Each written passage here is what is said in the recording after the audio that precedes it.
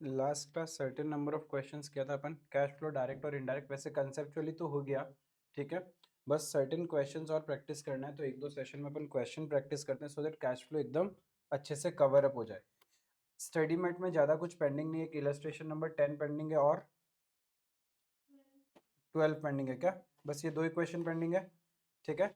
देखो illustration number 10 में आपको दो तरीके से सॉल्व करने के लिए बोला, एक बाय डायरेक्ट मेथड और एक इनडायरेक्ट मेथड, ठीक है। और क्वेश्चन में मांगा भी क्या है, सिर्फ ऑपरेटिंग एक्टिविटी मांगा है, सिर्फ और सिर्फ आपसे ऑपरेटिंग एक्टिविटी सॉल्व करने के लिए बोला है बाय यूजिंग डायरेक्ट मेथड और इनडायरेक्ट मेथड। इन्होंने आपसे इन्वेस्टिंग और फाइनेंसिंग नहीं मांगा है, क्यों नहीं मांगा, बिकॉज इन्वेस्टिंग और फाइनेंसिंग में क्यों नहीं मांगा, उसमें कोई डायरेक्ट और इनडायरेक्ट बोल के कोई पंगा ही नहीं है, सब कुछ जो है वो डायरेक्ट मेथड ये एक ही तरीके से सॉल्व होता है, चाहे आप कोई भी कैटेगरी ऑफ क्वेश्चन सॉल्व कर लो, राइट। तो यहाँ पे पहले कौन सा सॉल्व कर रहे हो तुम लोग, इनडायरेक्ट से सॉल्व कर रहे हो, तो इनडायरेक्ट में ऑपरेटिंग एक्टिविटी में सबसे पहले हमें क्या कैलकुलेट करना होता है, profit before tax, profit before tax.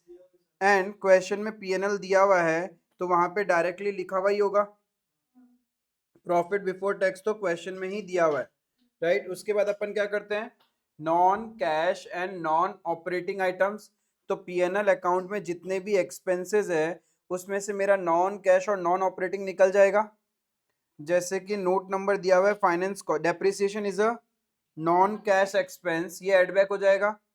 Finance cost में नोट नंबर 5 इंटरेस्ट है तो it's a non operating expense, तो ये एडबैक हो जाएगा। देन इनकम्स में other income note number 4 interest and dividend income है, तो ये भी नॉन ऑपरेटिंग इनकम है तो माइनस हो जाएगा। तो इतना करेंगे तो हमारे पास क्या आ जाएगा, cash from operation before working capital changes. चलो पहले इतना करते हैं।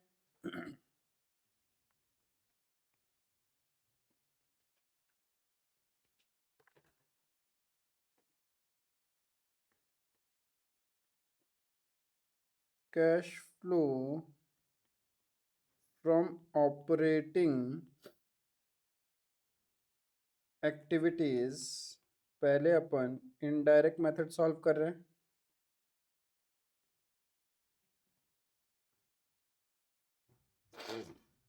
इनडायरेक्ट मेथड में सबसे पहले प्रॉफिट बिफोर टैक्स और ऊपर में लिख देंगे रुपीज इन लैक्स है,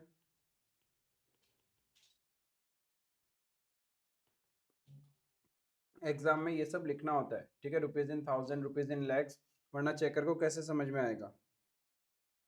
तो प्रॉफिट बिफोर टैक्स कितना है, 710, 710।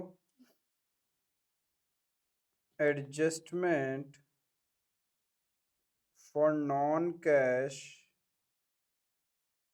एंड नॉन ऑपरेटिंग आइटम्स,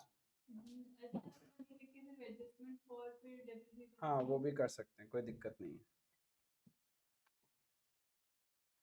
और फिर जो profit profit before tax and extra ordinary items इसमें लिखना पड़ेगा, लिखना तो होता है बट नहीं लिखोगे तो ऐसा कुछ नहीं कि मार्क्स कटेगा, प्रैक्टिकली लिखते हैं, but exam point of view यदि आपके पास कोई एक्स्ट्राऑर्डिनरी या एक्सेप्शनल आइटम्स नहीं है, आप नहीं लिखते हो तो मार्क्स नहीं कटेगा। डेप्रिसिएशन कितना,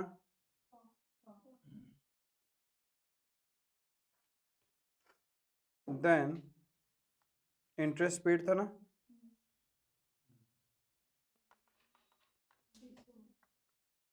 interest, interest and dividend received, interest and dividend received 100, तो ये माइनस होगा, क्लियर है। तो इससे मेरा क्या आ जाएगा, operating profit before working capital changes, कितना आ रहा है ये,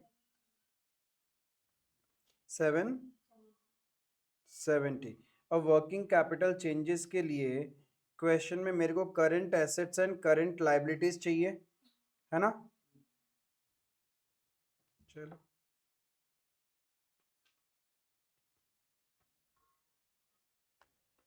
adjustment for working capital changes. Working capital में करंट एसेट्स में हमारे पास क्या है, inventories.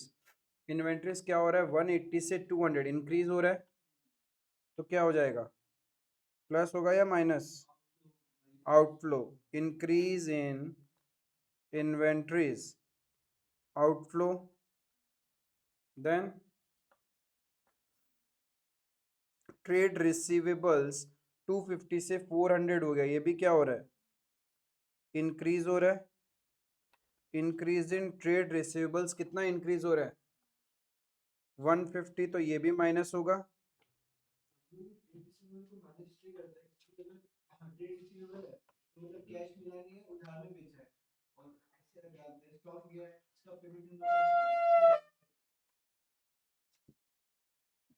Next other current assets. Other current assets में नोट नंबर 3 क्या दिया हुआ है, एडवांस टैक्स। ठीक है, अब एडवांस टैक्स 180 था और 195 है, अब इसका क्या करोगे,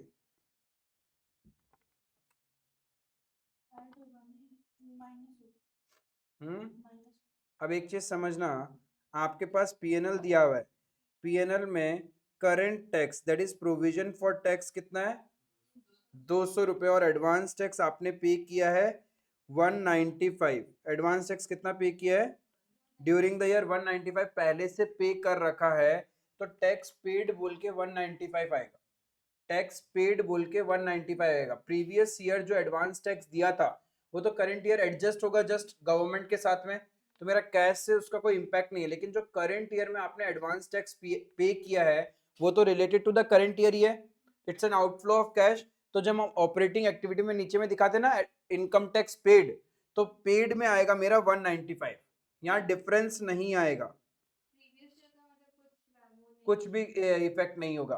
180 पिछले साल पे किया था वो एडजस्ट हो गया होगा, और 195 करंट ईयर में हमने एडवांस टैक्स अभी भी गवर्नमेंट के पास पड़ा है मेरा। तो प्रोविजन फॉर टैक्स का यूज कहाँ करते हो, जब तुम्हारे पास क्वेश्चन में बैलेंस शीट होता है, रिटेन्ड अर्निंग दिया हुआ रहता है, तब तुम provision for tax add back करते हो। लेकिन यहाँ पे तो हमारे पास डायरेक्ट स्टेटमेंट ऑफ पीएनएल है, तो हम तो डायरेक्ट ही पहुंच गए ना प्रॉफिट बिफोर टैक्स, तो ये तो ऐड होने के बाद ही तो यहाँ पे आया होगा, तो प्रोविजन फॉर टैक्स का तो काम कर ही चुके हम। प्रॉफिट बिफोर टैक्स तक आने के लिए प्रोविजन फॉर टैक्स तो एड बैक हुआ ही होगा, और हमने डायरेक्ट ही पीएनएल से उठा लिया। अब जब ऑपरेटिंग में आप नीचे माइनस करते हो तो क्या माइनस करते हो, इनकम टैक्स पेड। तो पेड कितना है, जो ड्यूरिंग द ईयर गवर्नमेंट को दिया है उसी को तो हम एडवांस टैक्स बोलते हैं। करंट ईयर में हम सरकार को टैक्स देते हैं फॉर रिलेटेड टू जिसका ऑडिट नेक्स्ट ईयर में होगा, तो एडवांस टैक्स देते हो ना, तो जितना दिया है वही तो इनकम टैक्स पेड बोला जाएगा। इस साल का क्लोजिंग एडवांस टैक्स है, इतना हम सरकार को दे चुके हैं।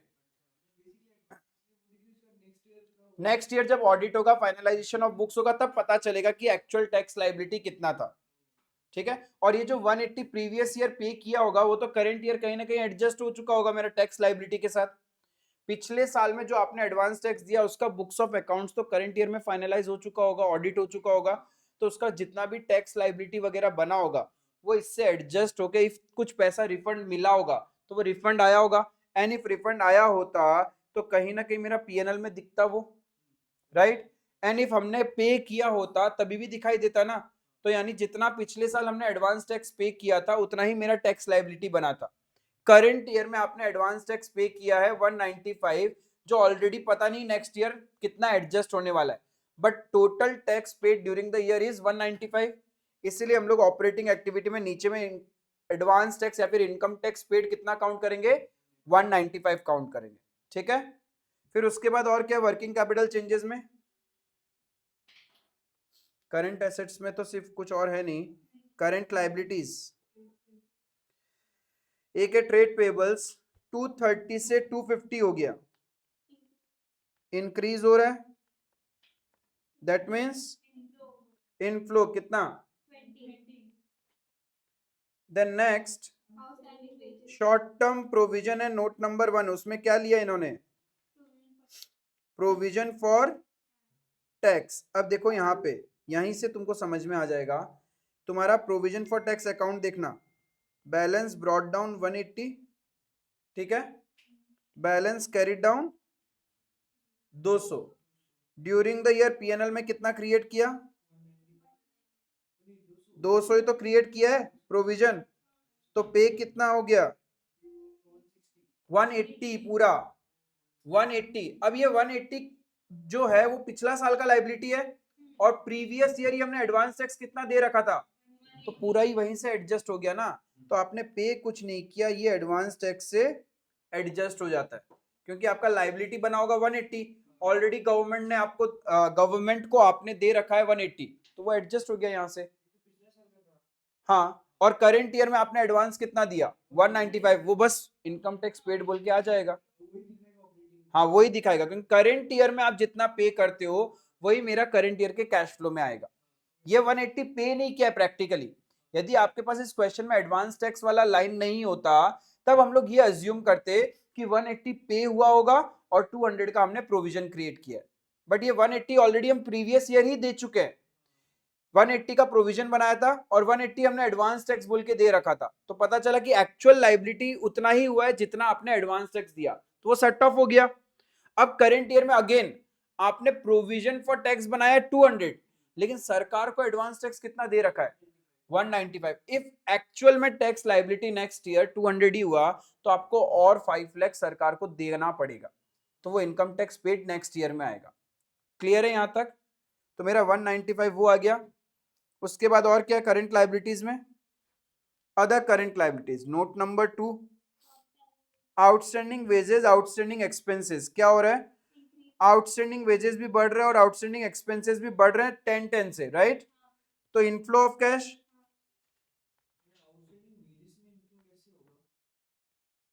तुमने जो दिया होगा पिछला बार पेमेंट कर दिया होगा ना, लाइबिलिटी था, सॉरी इंक्रीज हो रहा है, हाँ, तो इनफ्लो ऑफ कैश, तुम्हारा लाइबिलिटी कम हो रहा है ना, अरे आई मीन सॉरी लाइबिलिटी बढ़ रहा है, तो तुमने तो कहीं ना कहीं सर्विसेज लिया है ना उनसे। लेकिन जब तुम इनडायरेक्ट मेथड करते हो तभी तो तुम इसका वर्किंग कैपिटल चेंजेस में काउंट कर रहे हो ना, डायरेक्ट मेथड में तुम लेते ही नहीं इसको।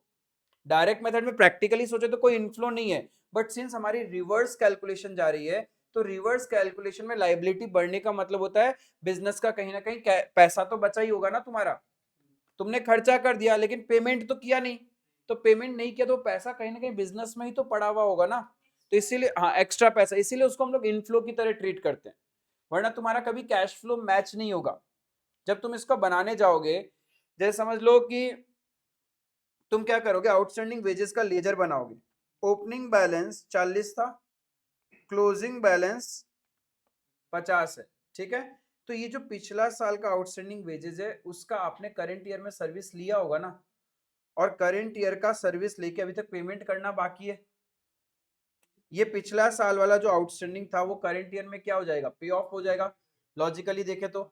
और करंट ईयर में और कितना सर्विस ले लिया? 50। तो यानी इन शॉर्ट हमने 10 लाख का एक्स्ट्रा सर्विस लिया है, तो जितना सर्विस लिया उतना पे तो किया नहीं है, तो उतना कैश इनफ्लो जो हमारे बिजनेस में एक्चुअल में हुआ होगा वो बच गया, तो इसीलिए उसको हम लोग इनफ्लो ऑफ कैश की तरह ट्रीट करते हैं, ठीक है। तो इंक्रीज इन आउटस्टैंडिंग वेजेस कितना? और इंक्रीज इन आउटस्टैंडिंग ये भी 10, ठीक है। तो हमारा कितना आ गया?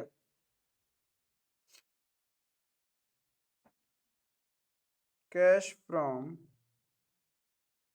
ऑपरेशंस बिफोर टैक्स पेड कितना आ रहा है?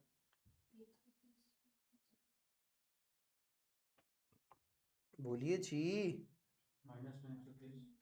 770 माइनस 130 तो करना है।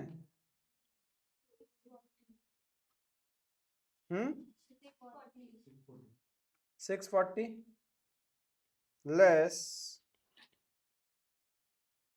एडवांस टैक्स 195, तो आपके पास कितना आ जाएगा? 445 net cash flow from operating activities.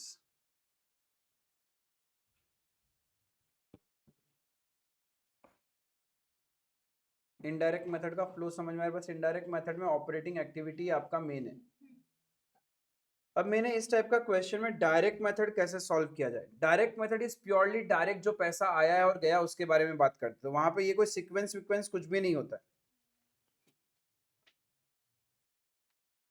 इसी को अपन सॉल्व करेगा cash flow from operating activities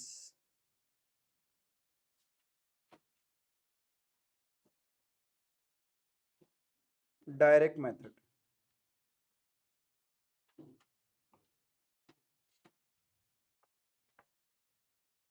ठीक है, अब यहाँ प्रॉफिट बिफोर टैक्स वगैरह कुछ नहीं चाहिए। यहाँ अब अपन पीएनएल का मदद लेते हैं।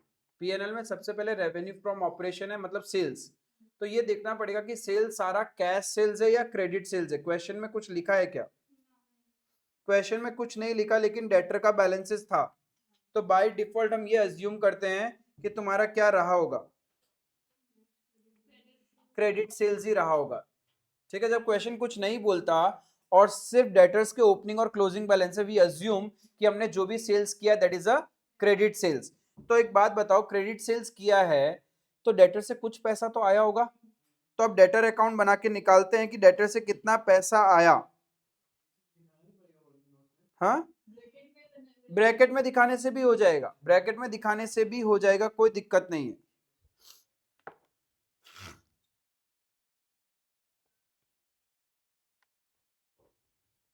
Collection from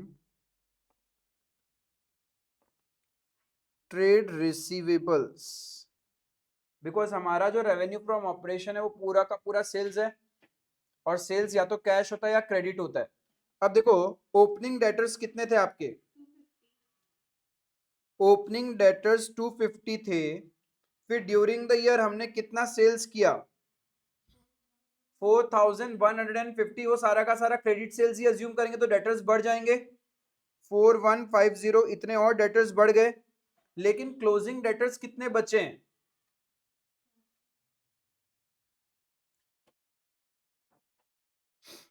400। तो एक बात बताओ, 250 रुपीज के 250 लैक्स के डेटर से पहले से पैसा लेना था, फिर आपने 4150 का और क्रेडिट सेल्स कर दिया। नाउ क्वेश्चन इज सेइंग कि आपके पास सिर्फ कितने बैलेंस बचे हैं? 400 रुपए के डेटर्स, 400 लाख के। दैट मीन्स बाकी क्या हो गया? पैसा आया होगा, 4000 लाख डेटर से आए होंगे।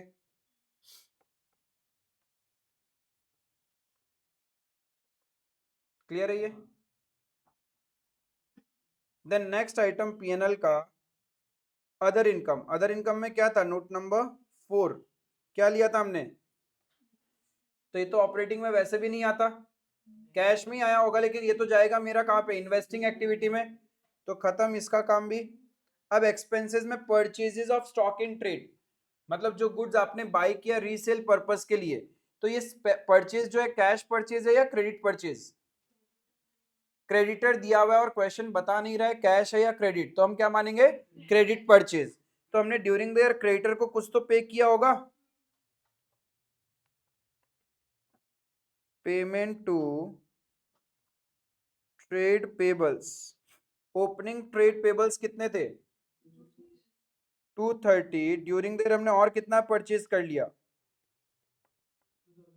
2400। और क्लोजिंग क्रेडिटर कितने बचे हैं?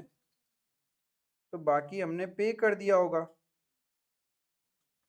कितना? 2380 पे किया होगा, तो माइनस।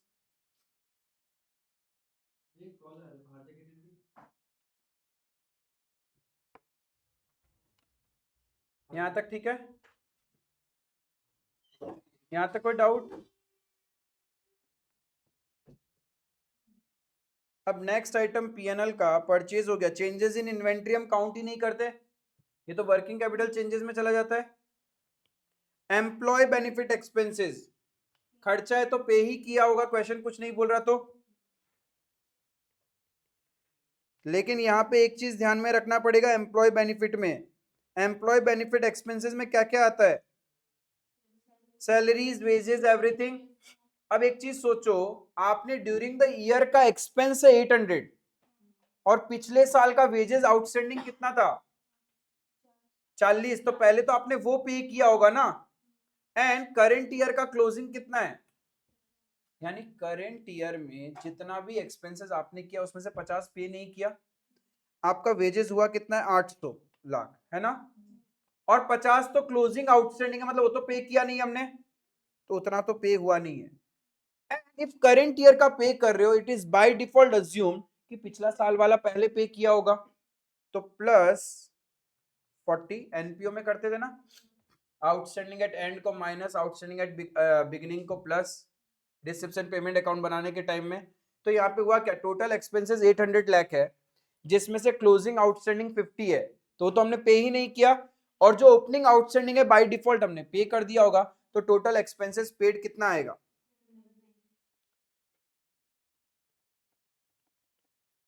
छोटे क्वेश्चन बट सीखने के लिए बहुत कुछ, इसीलिए बार बार बोलता हूं कि स्टडी में देखो क्या होता है, आप बहुत ज्यादा करने जाओगे तो बहुत कुछ रिटेन नहीं रहेगा, लिमिटेड करोगे तो कंसेप्चुअली बहुत बार रिवाइज कर पाओगे। तो स्टडी में बहुत ज्यादा बार रिवाइज किया हुआ है, मतलब आपने बहुत ज्यादा बार कंसेप्ट्स को बहुत अच्छे से समझा है, बार बार कोशिश करोगे तो और डीप ड्रिल डाउन आपको अंडरस्टैंडिंग क्लियर होगा। लेकिन सिर्फ क्वेश्चन सॉल्विंग के पीछे भागोगे कि एन नंबर ऑफ क्वेश्चंस कर लेते हैं हो जाएगा, एग्जाम में वहीं जाके अटक जाओगे, क्योंकि एग्जाम में प्रॉब्लम क्वेश्चन नहीं उसका लैंग्वेज करते हैं, तो आपको पहले लैंग्वेज रिटेन होना पड़ेगा। क्लियर है, एम्प्लॉय बेनिफिट का काम हो गया। डेप्रिसिएशन तो वैसे भी नॉन कैश होता है, आएगा नहीं। फाइनेंस कॉस्ट वैसे भी यहाँ पे आता नहीं ऑपरेटिंग में। अदर एक्सपेंसेस ये तो आएगा, कितना है अदर एक्सपेंसेस, क्या चीज, आउटस्टैंडिंग में तो है इसका, तो मेरा अदर एक्सपेंसेस, टोटल एक्सपेंसेस कितने में अदर 200 लाख, जिसमें से करंट ईयर का आउटस्टैंडिंग कितना है 20 लाख, ये तो पे नहीं किया होगा, लेकिन पिछला साल वाला जो आउटस्टैंडिंग है वो तो पे कर दिया होगा, तो टोटल एक्सपेंसेस पेड कितना होगा 190। ठीक है, क्या खत्म हो गया क्या, एक और है एडवांस टैक्स पेड, कितना,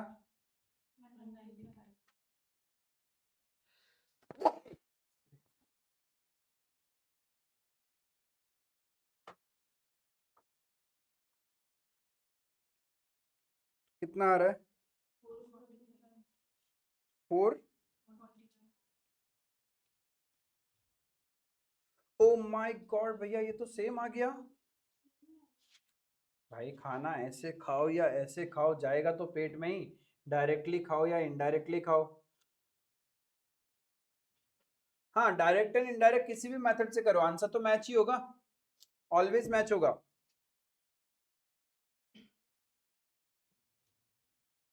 cash flow from operating activities, clear है, समझ में आया, थोड़ा रिदम में आ रहा है। देखो इस क्वेश्चन में सीखने लायक था आउटस्टैंडिंग के एडजस्टमेंट्स वगैरह करना, जब क्वेश्चन का डेटा है इनडायरेक्ट के लिए, बट स्टिल क्वेश्चन जबरदस्ती बोलते डायरेक्ट से सॉल्व करो, तो आप पीएनएल को उठाना, उससे फिर डेटा को एक्सट्रैक्ट करना पड़ेगा। बैलेंस शीट से हमें कोई इतना लेना देना नहीं था, हाँ इफ कोई आउटस्टैंडिंग वगैरह का डेटा है तो वो प्लस माइनस करना होता है। क्लियर है, एक ही इलस्ट्रेशन बचा है क्या,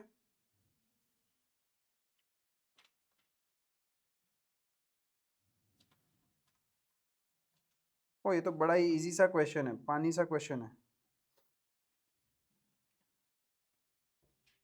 करो, इसमें तो मेरी मदद की जरूरत नहीं पड़ेगी। आप बहुत ही छोटा सा क्वेश्चन है, फटाफट सेल्फ खत्म कर डालो।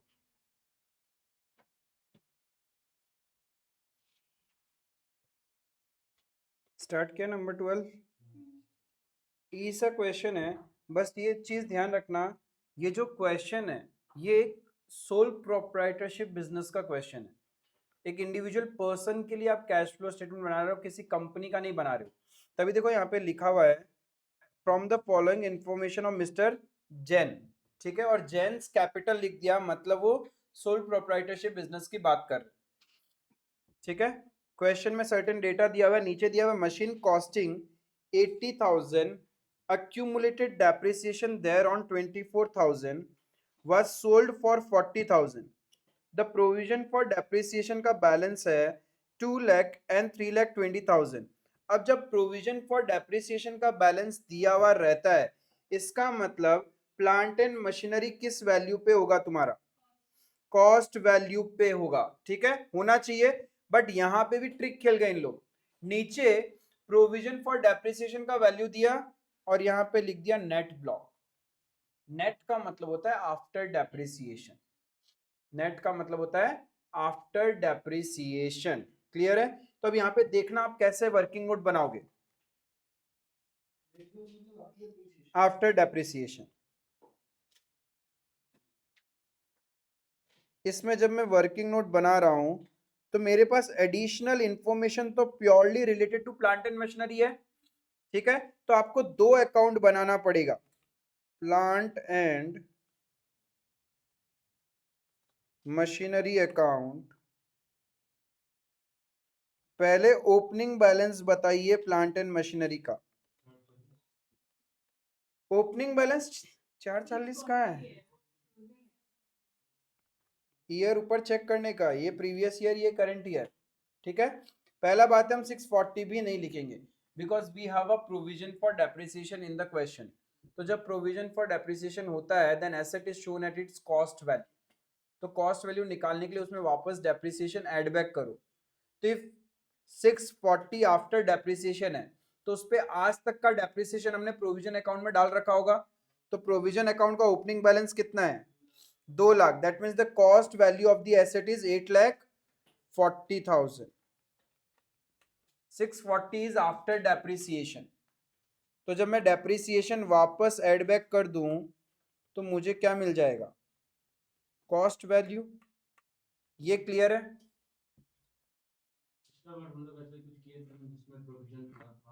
नेट कर लिया डायरेक्ट, अच्छा डायरेक्ट करना है तो डायरेक्ट भी सिखा सकता हूं। किस सबने डायरेक्ट किया है क्या नेट वैल्यू से? मैं दोनों तरीके से समझाता हूं, ठीक है, पहले प्रोविजन वाला कंसेप्ट भी समझा देता हूं और फिर डायरेक्ट भी अपन बना सकते हैं नेट वैल्यू के हिसाब से। तो यहां पे तुम्हारा ओपनिंग बैलेंस ये है, राइट।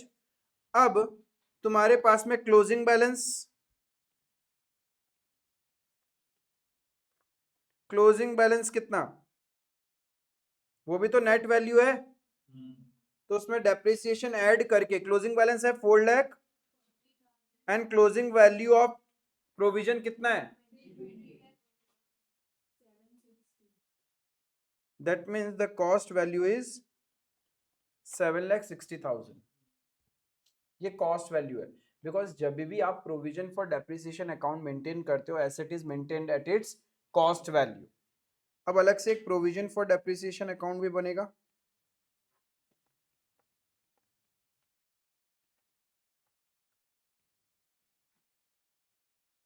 उसमें बैलेंस पड़ा है 2 लाख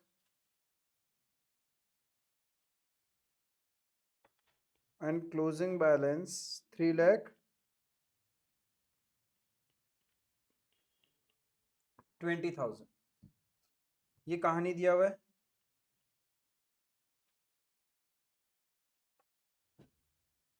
जस्ट हमने ओपनिंग और क्लोजिंग बैलेंस लिखा है अभी तक, nothing more than that.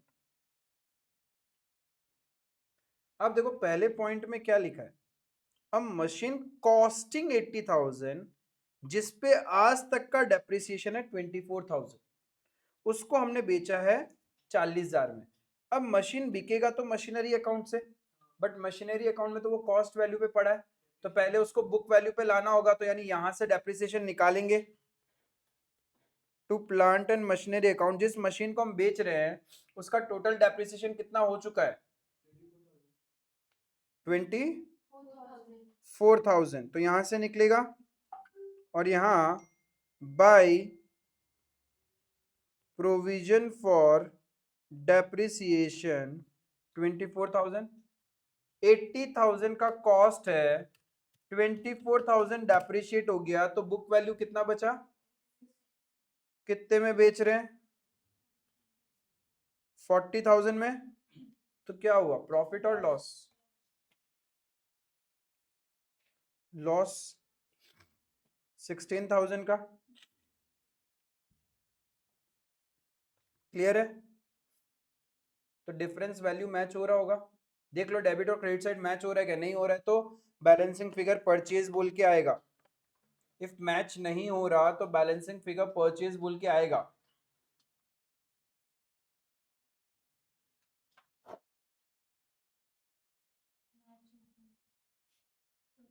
Debit और क्रेडिट साइड मैच हो रहा है मतलब कुछ भी परचेज वगैरह नहीं है। Similarly provision for depreciation match हो रहा है क्या, 2 लाख का था, उसमें से 24 निकाल लिया, क्लोजिंग 320, तो बढ़ कैसे रहा है, करंट ईयर का डेप्रिसिएशन चार्ज किए होंगे, कितना, 1,44,000। ठीक है, और किसी को ये नहीं पसंद, पसंद नापसंद वैसे होता नहीं है, यदि क्वेश्चन में एसेट और प्रोविजन फॉर डेप्रिसिएशन दोनों दिया हुआ होता है तो दोनों को इसी तरीके से वर्किंग नोट में प्रेजेंट करना होता है। बट अब कुछ है कि नहीं भैया मैं तो नेट वैल्यू से ही करता हूँ, तो जब आप नेट वैल्यू से करोगे तो कैसे करोगे, प्लांट एंड मशीनरी अकाउंट बनेगा आपका, opening balance you will write 6,40,000,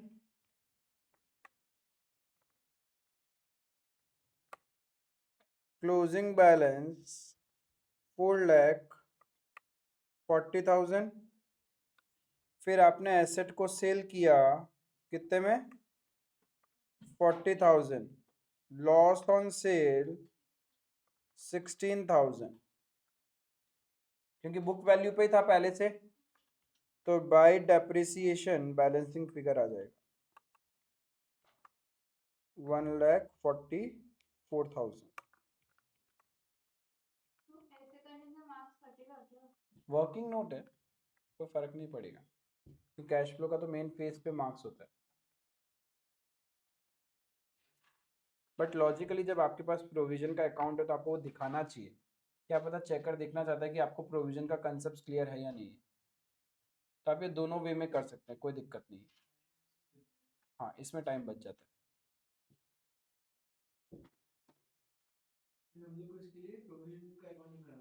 हाँ वो नहीं बनाना पड़ेगा।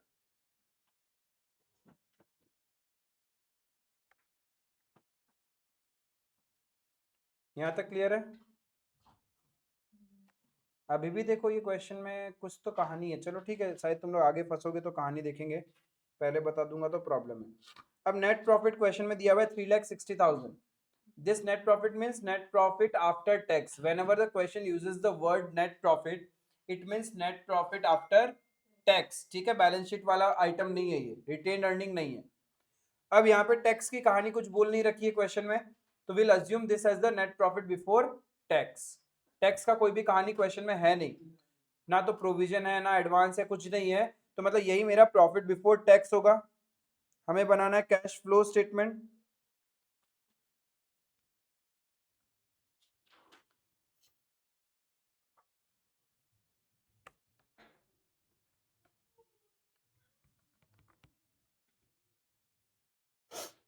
सबसे पहला cash flow from operating activities,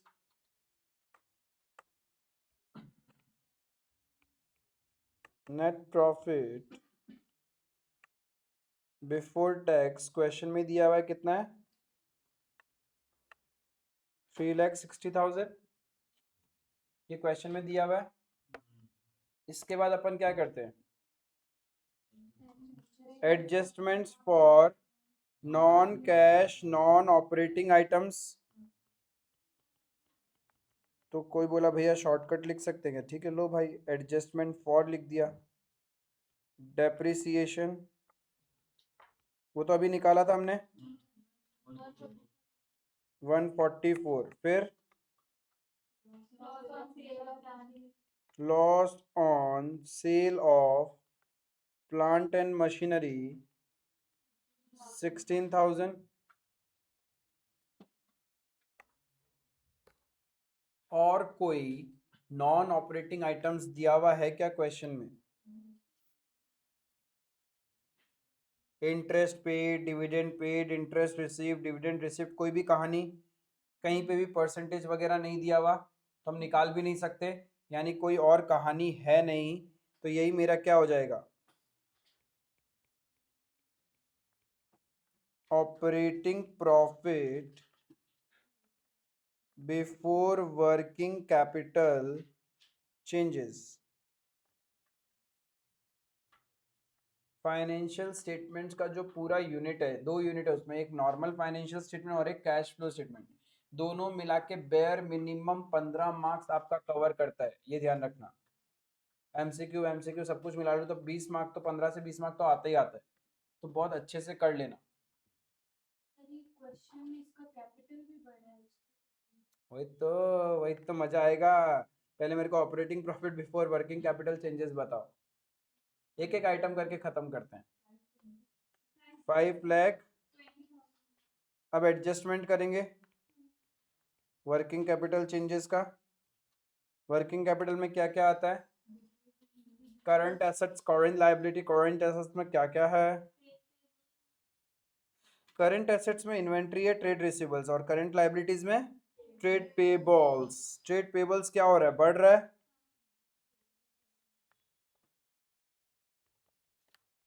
increase in trade payables 32,000 plus हो जाएगा इनफ्लो। फिर डिक्रीज इन इन्वेंट्रीज कितना? इनफ्लो। फिर ट्रेड रिसीवेबल्स के साथ क्या हो रहा है? Increase in trade receivables, how much? 1,60,000। तो करंट एसेट्स बढ़ रहा है तो आउटफ्लो ऑफ कैश होगा, ठीक है। इनकम टैक्स की बातें हैं क्या क्वेश्चन में? तो यही मेरा net cash flow from operating activities बन जाएगा, क्योंकि आगे का दिखा के तो मतलब ही नहीं है ना, जब है ही नहीं डेटा। कितना आएगा? बोलता ही नहीं है।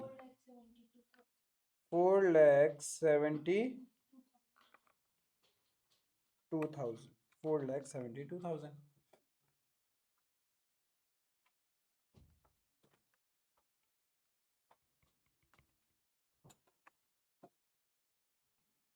Cash flow from investing activity,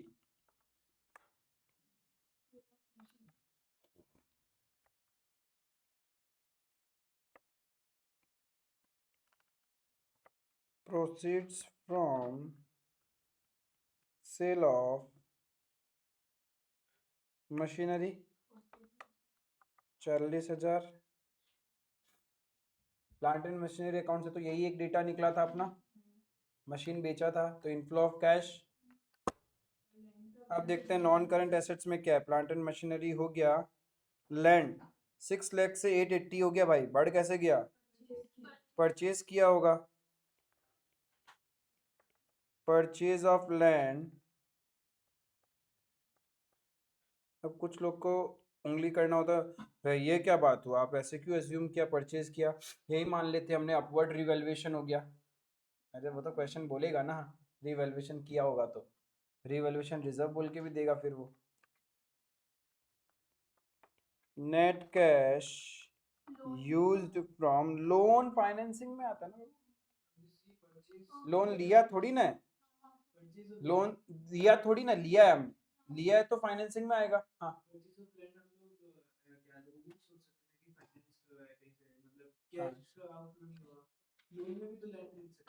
खरीद लो तो लोन भी तो बड़ा होगा एक तरफ लाइबिलिटी में, तो लोन को तो फाइनेंसिंग में लेंगे, बट मेरा प्रॉपर्टी तो इधर ही आएगा। Net cash used from investing activity 2,40,000.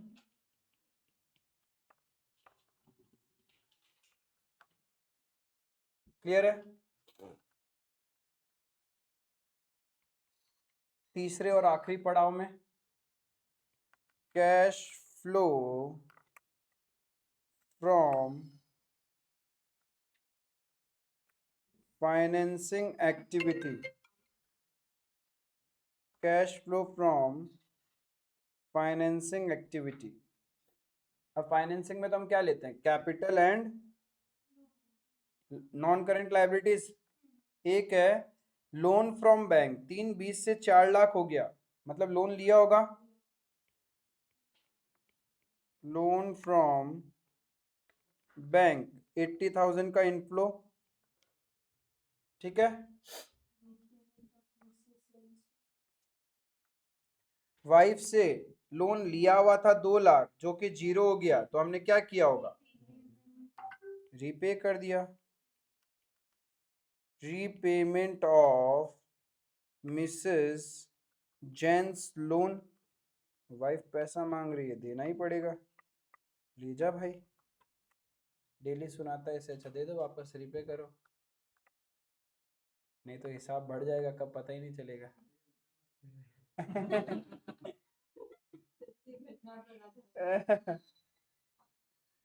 अपन तो सीए है ना, डेबिट वर्ड कम्स इन, सिर्फ नॉलेज गोज आउट। अपन एंट्री घुमा देते हैं इधर उधर इधर उधर करके।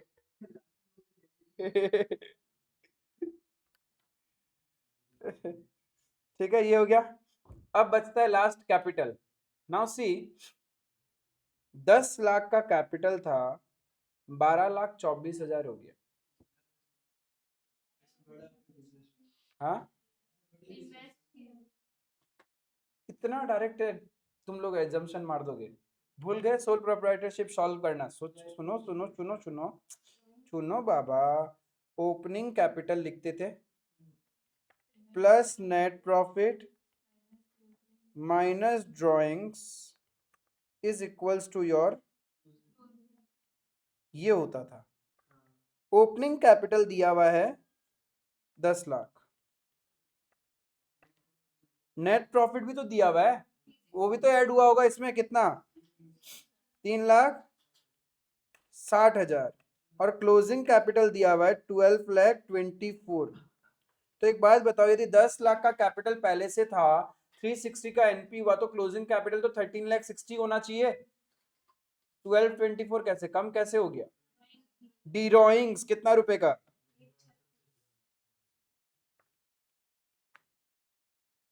समझ में आयो? वर्किंग नोट बना देंगे। देखो यहाँ ड्राइंग्स, वर्किंग नोट का रेफरेंस दे दो। वर्किंग नोट नंबर, जगह ही को नहीं है, ये मेरा वर्किंग नोट नंबर 1 था, नीचे बना दूंगा वर्किंग नोट नंबर 2, नीचे बना के दिखा देंगे। कितना आया था? 1,36,000 का आउटफ्लो। तो net cash used from financing activity 2 lakh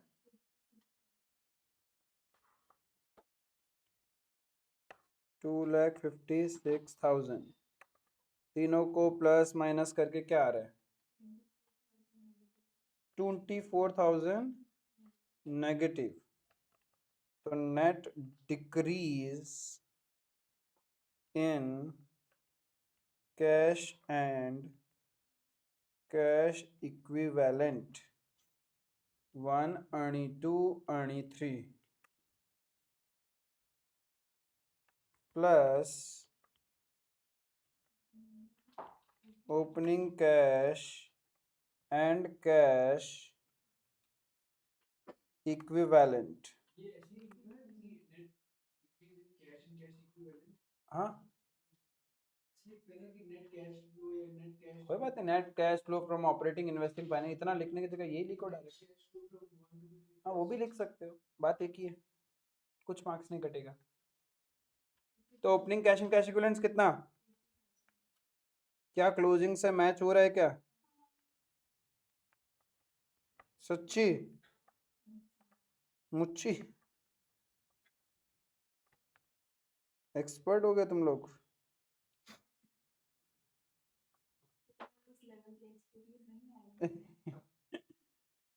सिर्फ अंडरस्टैंडिंग वाली आई है। वर्किंग नोट बनाना पड़ेगा नंबर 2।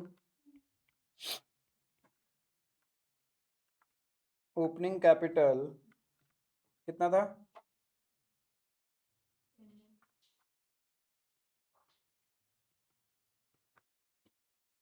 ऐसे नहीं, ठीक है ऐसे नहीं करते हैं क्या? चलो कोई बात नहीं। Opening capital plus net profit 360, drawings balancing figure, closing capital 12,24,000। तो ड्राइंग्स कितना?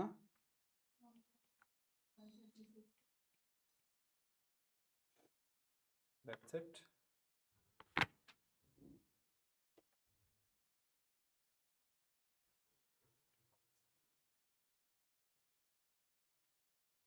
समझ में आया?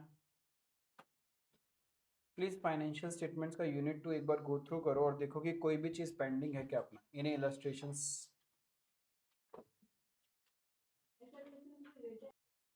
तो बेसिकली हो गया अपना पूरा स्टडी में, ठीक है, अच्छे से थोरोली हो चुका है। आप लोग रिवीजन स्टार्ट कर देना, टेस्ट हो सकता है कभी भी आपका। मंडे को ही लीजिएगा? नेक्स्ट वीक लेंगे। कभी भी जाओ, मतलब वीकडेज में भी चालू हो जाएंगे क्या? नेक्स्ट वीक बोला था ना। अच्छा देखो क्वेश्चन बैंक।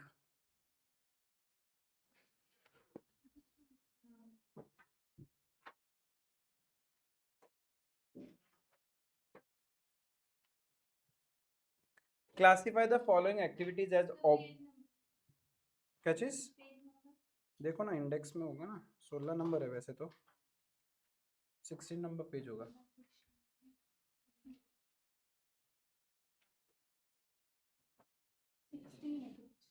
हम्म, नीचू साइड में देखो।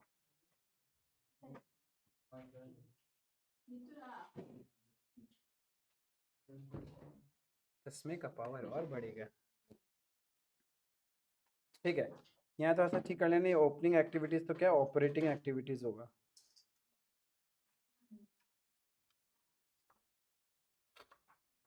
कुछ कुछ टाइपिंग एरर्स ठीक करते रहना आप लोग। Classify the following activities as operating, investing, financing and cash equivalents. Cash received from trade receivables, operating marketable securities, cash and cash equivalents, purchase of investment, investing, proceeds from long term borrowings, wages and salaries paid, bank overdraft, financing, purchase of goodwill, investing, interim dividend paid on equity shares, financing, short term deposits, financing. As a company हम deposit accept किए होंगे ना, हमने कहीं पे दिया नहीं होगा, तो ये फाइनेंसिंग। और यदि हमने लिया हमने कहीं पे किया है तो इन्वेस्टिंग, और हमने लिया है तो फाइनेंसिंग। ठीक है, तो ये इन्वेस्टिंग या फाइनेंसिंग डिपेंड करता है कि कहाँ जाएगा। इफ हमने डिपॉजिट्स किया है कहीं पे तो इट विल बी इन्वेस्टिंग, और इफ हमने डिपॉजिट एक्सेप्ट किया है then it will be financing. अब यहाँ पे एम्बिग्विटी है। आईसीआई के सॉल्यूशन के अकॉर्डिंग इन्होंने इन्वेस्टिंग में माना था, इन्होंने ये अज्यूम कर लिया कि हमने कहीं पे डिपॉजिट्स किया है। ठीक है, ये लैंग्वेज तो दोनों तरफ यूज हो सकता है, शॉर्ट टर्म डिपॉजिट एक्सेप्ट किया है या शॉर्ट टर्म डिपॉजिट हमने किया है, पता नहीं चल रहा। ज्योतिष विद्या पढ़नी पड़ेगी थोड़ी बहुत तो, इसलिए बोलते हैं CA exam is all about Karma, लग चाहिए कभी कभी थोड़ा बहुत। Underwriting commission paid, financing.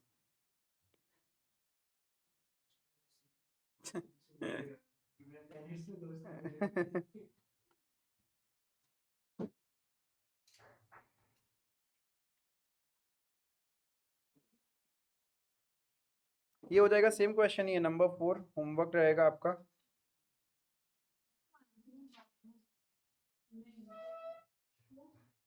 अभी रिसेंटली एग्जाम में जो क्वेश्चन आया था पहले वो सॉल्व करते हैं। कर लिया क्या? सब कर लेते हो यार तुम लोग, कुछ तो छोड़ो। सब कुछ कर कुरा के रखते हो पहले से।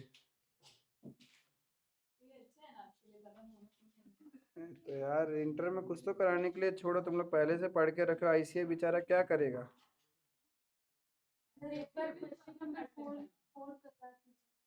4 करवा दें? अच्छा चलो आओ फिर, नंबर 4 में आओ भाई। एक जन को प्रॉब्लम है नंबर 4 में। अच्छा ये क्या है, इसमें क्या है? Proceeds from long-term borrowings, financing, trade receivables, operating, trading commission received, operating day-to-day business activity हो गया, redemption of preference share, proceeds from sale of investment, investing, interim dividend paid, financing, interest received on debenture, investing, ठीक है, dividend received, investing, rent received, investing, then dividend paid, financing, marketable securities, cash and cash equivalent. यही होगा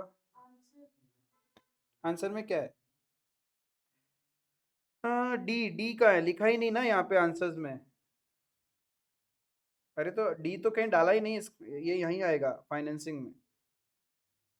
D financing में आ जाएगा, F भी financing में आ जाएगा बस। और कौन सा? जे, जे भी फाइनेंसिंग में आ जाएगा। के तो ऑलरेडी लिखा हुआ ही है। डी है, एफ और जे, और ए भी आ जाएगा।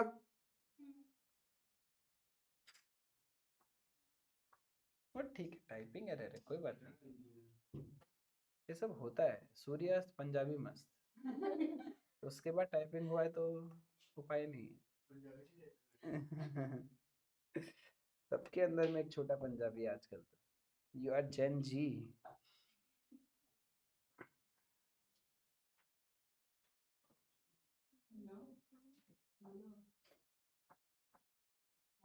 कुछ अच्छा क्वेश्चन किया जाए।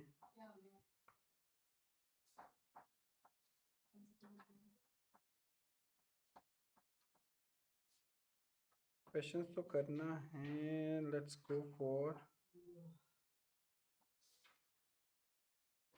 Good question.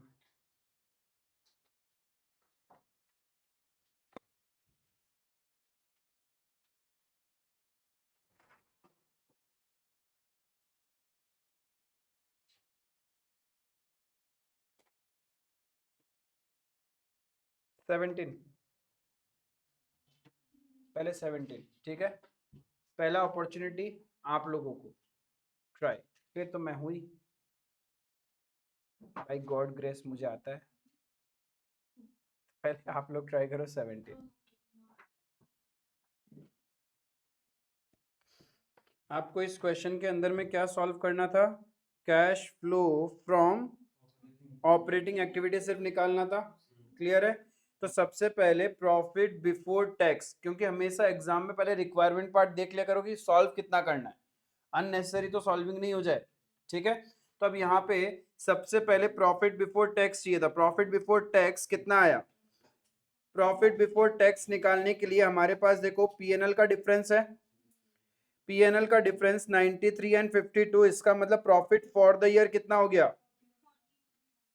41,000 is the difference between PNL, तो मेरा वो हो गया 41,000, ठीक है, प्रॉफिट फॉर द ईयर। अब उसके बाद रिजर्व्स, यहाँ नहीं, यहाँ लिखता हूँ।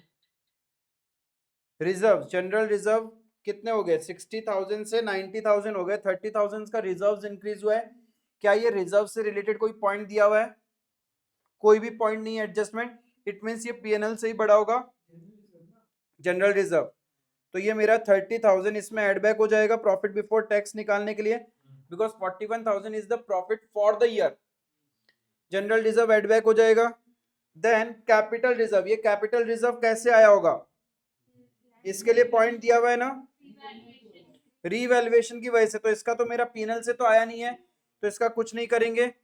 Than anything else, provision for tax होता है ड्यूरिंग द ईयर, कितना क्रिएट किया हमने, 16,000 प्रोविजन फॉर टैक्स ऐड किया है, क्रिएट किया, तो वो ऐड बैक हो जाएगा। देन डिविडेंड का कोई पॉइंट है, इंटरिम डिविडेंड 5,000 रुपए पे किया, तो वो भी प्रॉफिट से ही दिया होगा। हाँ, वो डिविडेंड कहाँ दिया, कहाँ है, उस पे तो इंटरेस्ट होगा, डिविडेंड कैसे हो सकता है। तो मेरा प्रॉफिट बिफोर टैक्स आ गया 92,000। यहां तक क्लियर है, सबका प्रॉफिट बिफोर टैक्स समझ में आता है, ठीक है। उसके बाद अपन करते हैं non cash and non operating. इसके लिए सर्टेन वर्किंग नोट्स चाहिएगा।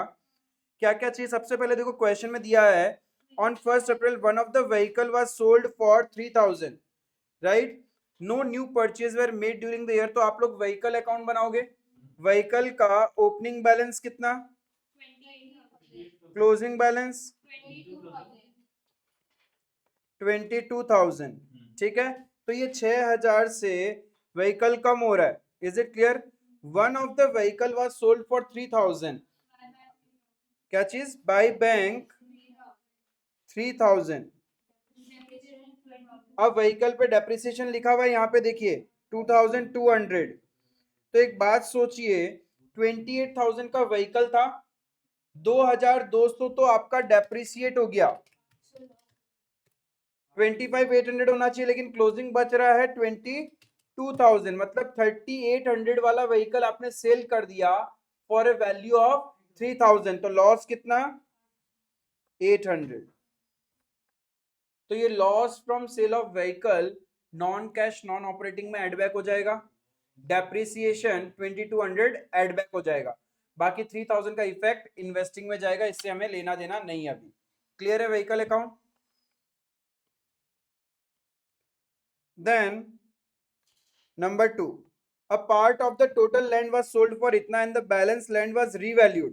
तो लैंड का हमने क्या किया, 1,00,000 रुपए का लैंड 1,25,000 में सेल किया है, that means profit from sale of land. तो नॉन कैश नॉन ऑपरेटिंग में माइनस हो जाएगा ये, और लैंड में डेप्रिसिएशन का कोई बात ही नहीं आता है, जो भी वैल्यू इंक्रीज हो रहा है वो क्या है, कैपिटल रिजर्व में गया है मेरा। तो यानी ये जो कैपिटल रिजर्व आया है वो लैंड के रिवैल्यूएशन की वजह से आया, पीएनएल से नहीं है, तो इसका कहानी भी खत्म। तो सिर्फ profit from sale of land क्या हो जाएगा, माइनस हो जाएगा नॉन कैश नॉन ऑपरेटिंग में, ये हो गया। देन फर्नीचर एंड फिक्सचर का डेप्रिसिएशन दे दिया, तो ये तो नॉन कैश नॉन ऑपरेटिंग में एड बैक हो जाएगा। इंटरिम डिविडेंड ये ऑलरेडी कर चुके हम प्रॉफिट बिफोर टैक्स में, प्रोविजन फॉर टैक्सेशन हो चुका। तो फर्नीचर एंड फिक्सचर से और कोई डेटा निकल रहा है क्या, हाँ वो पेड वाला निकलेगा। अब फर्नीचर एंड फिक्सचर का डेप्रिसिएशन एड बैक कर दोगे नॉन कैश नॉन ऑपरेटिंग में। तो फर्नीचर एंड फिक्सचर का यदि आपने लेजर बनाया होगा तो उससे जो बैलेंसिंग फिगर निकल रहा है वो ये निकल रहा है, परचेजेस ड्यूरिंग द ईयर 9,000 का परचेज निकला, और उसका काम आएगा मेरा इन्वेस्टिंग में, ऑपरेटिंग में काम नहीं है उसका। हाँ कोई बात नहीं है, लेजर नहीं बनाया तभी भी चलता है, चलता है, कोई दिक्कत नहीं है। तो ये हो गया। Then interim dividend paid already profit before tax में काउंट हो गया, बाकी फाइनेंसिंग में जाता ही है। प्रोविजन फॉर टैक्स हम ये निकाल लेंगे ड्यूरिंग द ईयर कितना टैक्स पे किया, पहले से प्रोविजन फॉर टैक्स कितना था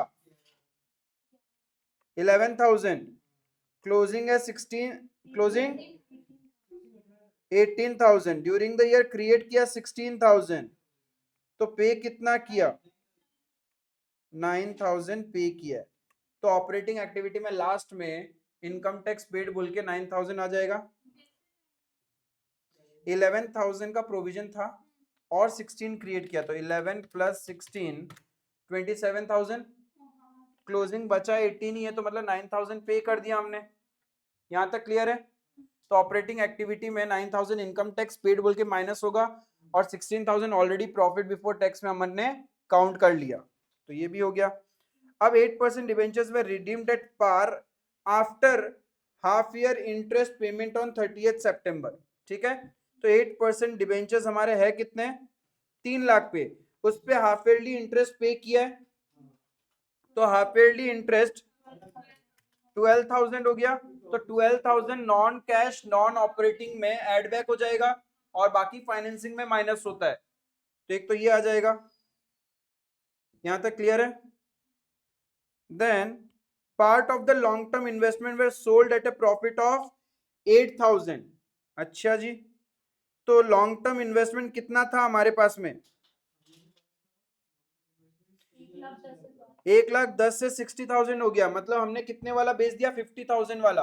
50,000 वाले को कितने में बेचा हमने, 58,000। तो ये 8,000 का profit from sale of investment non cash non operating में माइनस हो जाएगा और बाकी जो पैसा आया वो तो इन्वेस्टिंग में जाएगा। Then interest income receive during the year on long term investment, तो ये कहीं ना कहीं मेरा पीएनएल में आया होगा, तो ये नॉन कैश नॉन ऑपरेटिंग में माइनस हो जाएगा। क्लियर है? तो ये सारे पॉइंट हो गए। इसका मतलब operating profit before working capital changes कितना आ रहा है आपका, लगभग इंटरप्रिटेशन एडजस्टमेंट का सही था, 85,500 नहीं आ रहा क्या? एक इंटेंजिबल एसेट्स भी है उधर, देखो बैलेंस शीट अच्छे से देखना, गुडविल 28 से 15,000 हो रहा है, तो अमोर्टाइजेशन भी हुआ होगा ना ये। हाँ, गुडविल तो अमोर्टाइज ही होता है जब तक क्वेश्चन इनटेंजिबल है, जैसे टेंजिबल एसेट्स का वैल्यू कम होने से हम डेप्रिसिएशन मानते हैं, वैसे इनटेंजिबल एसेट्स का वैल्यू कम होने से हम अमोर्टाइजेशन ही होता है वो। तो अमोर्टाइजेशन कितना हुआ, 28,000 माइनस 15, 13,000 का अमोर्टाइजेशन, तो उसको भी काउंट करना पड़ेगा। ईच एंड एवरी आइटम आपको बैलेंस शीट का दिखना है, तो इससे आपका आ जाएगा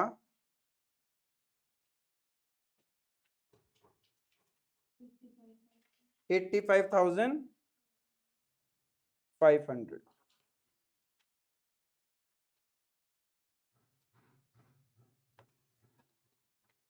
cash flow from operating activity यानी operating profit before working capital changes 85,500। Clear है? Then working capital changes, working capital changes में क्या क्या लेंगे, गुडविल नहीं लेंगे, लैंड नहीं लेंगे, फर्नीचर एंड फिक्सचर नहीं होगा, व्हीकल नहीं होगा, ऑफिस इक्विपमेंट नहीं होगा। ठीक है, लॉन्ग टर्म इन्वेस्टमेंट नहीं, स्टॉक इन हैंड ये तो होगा। इन्वेंट्री क्या हो रहा है, बढ़ रहा है, तो आउटफ्लो ऑफ कैश 96 माइनस 88, 8,000 का outflow of cash. Bills receivable बढ़ रहा है, ये भी क्या हो जाएगा, आउटफ्लो ऑफ कैश 3650। तो ये 8,000 से आउटफ्लो ऑफ कैश, ये 3650 आउटफ्लो ऑफ कैश माइनस होगा। Bills receivable, sorry bills receivable तो हो ही गया। ट्रेड रिसीवेबल्स 52 से 46 हो गया, तो डिक्रीज हो रहा है, तो 6,000 inflow of cash, cash in bank balance नहीं आएगा यहाँ पे ऑपरेटिंग में। Then current liabilities, current liabilities में बिल्स पेबल 13 से 11, 2,000 रिड्यूस हुआ, आउटफ्लो ऑफ कैश।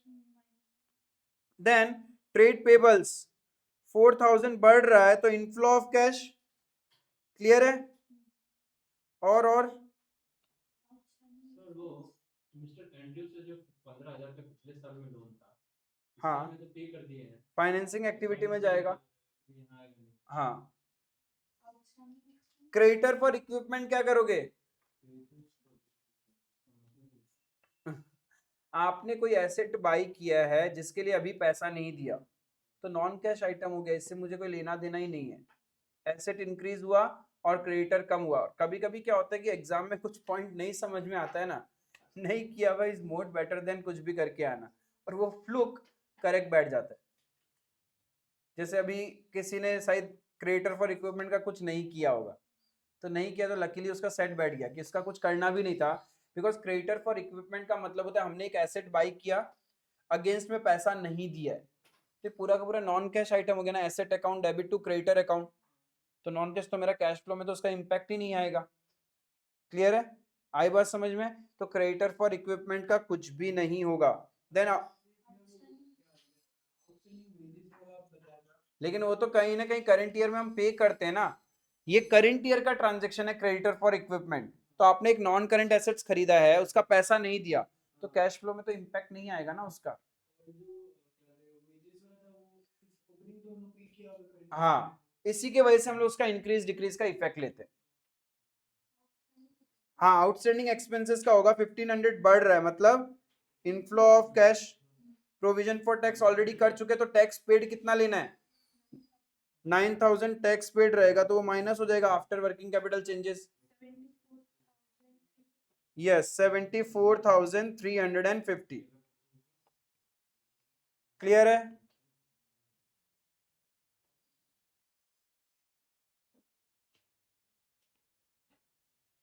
किसी का भी डाउट है तो वो मैच कर सकता है।